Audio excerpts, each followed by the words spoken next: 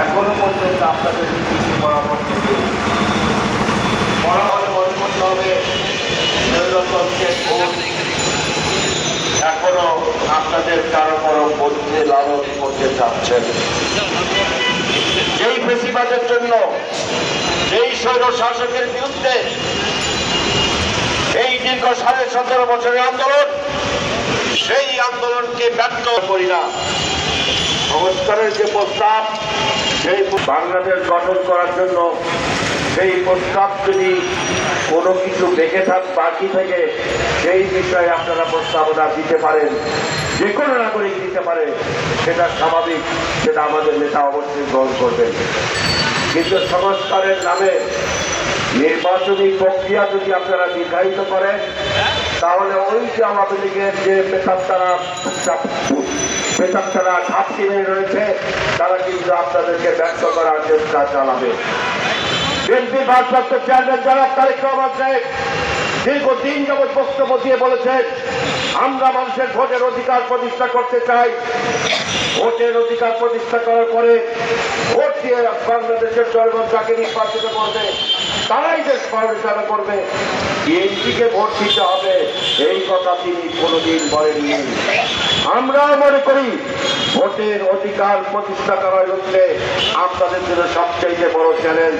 কারণ অনির্বাচিত সরকার খুব বেশি সংস্কারও করতে পারে না, অনির্বাচিত সরকারের সংস্কারও প্রশ্নবিদ্ধ হয়ে থাকতে পারে। অতএব একটি সুষ্ঠু, নিরপেক্ষ, অবাধ, গ্রহণযোগ্য নির্বাচন করার জন্য যে ধরনের সংস্কার প্রয়োজন, সেই জাতীয় সংস্কারগুলো অতি দ্রুত হাতে নিয়ে সেই সংস্কারগুলো বাস্তবায়ন করে জনগণ যাকে নির্বিঘ্নে নির্ভয়ে যাকে ভোটে নির্বাচিত করবে, তারাই বাংলাদেশকে আগামী দিনের বাংলাদেশ বিনির্মাণের যথাযথ সংস্কারের কাজ করবে, সেটা আমরা বিশ্বাস করি। অতএব এখনো সময় আছে। আওয়ামী দোসরদের বিরুদ্ধে আপনারা এখনো সতর্ক হন। আওয়ামী দোসররা শুধু পার্বত্য চট্টগ্রাম নয়, বাংলাদেশের বিভিন্ন মন্ত্রণালয় কিন্তু এখনো পর্যন্ত নিয়ন্ত্রণ করে অশান্তি সৃষ্টি করতে চাচ্ছে। বাংলাদেশের যেই গণতন্ত্র, সেই গণতন্ত্রকে ধ্বংস করতে চাচ্ছে। আসুন আপনাদের সঙ্গে আমরাও কাজে কাজ মিলিয়ে আগামী দিনে বাংলাদেশ বিনির্মাণে একটি সুস্থ নিরপেক্ষ নির্বাচনের আয়োজনে আমরা সকলে সহায়ক শক্তি, সহায়ক ভূমিকা পালন করি। আপনাদের সকলকে ধন্যবাদ। ডিপি ইব্রাহিমের নেতৃত্বে গণতন্ত্র ফোরামের যে অগ্রযাত্রা, সেই অগ্রযাত্রা আমরা আরো সুন্দরভাবে কামনা করি। এই বলে আমার বক্তব্য শেষ করছি। আসসালামু আলাইকুম।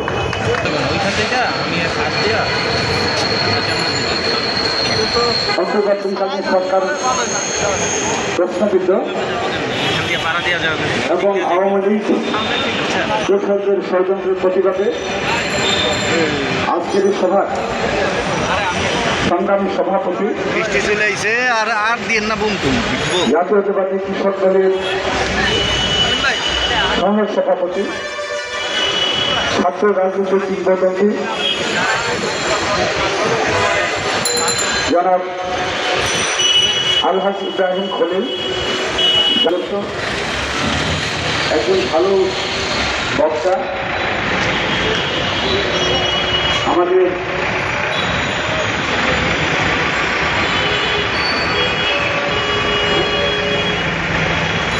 আবুল হাসেম রহমতুল্লাহ